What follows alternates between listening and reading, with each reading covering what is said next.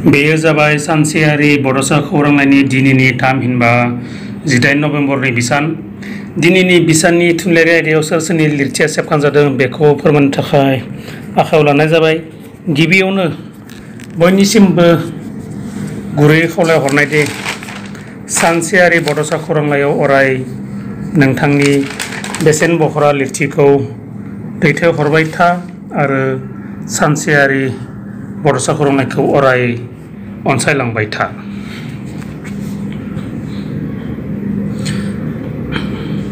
जायख्लं बसुमतारीनि अ आयै बिटिसि चिरांनि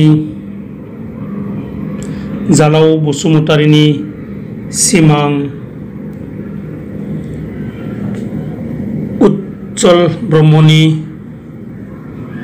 अनजलि रजे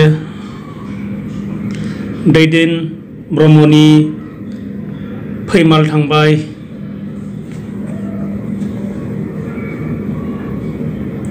निमल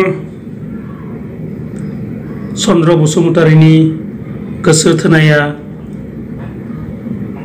हाबसे बिस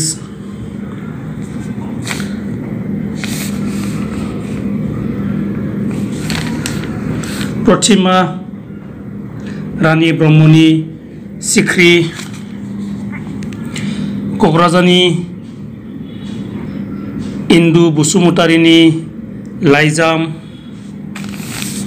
चिरांनि आगस्त नार्जारिनि सोदोमस्रि क'क्राझारनि बुद्धदेब नार्जारिनि आफा प्रभु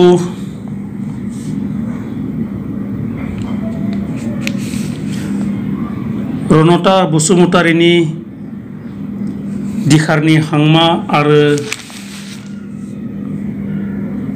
रिंसार औवारिनि गोरबोनि अनसेमानि खन्थाइया सेबखांजादों। गोजोन्थों।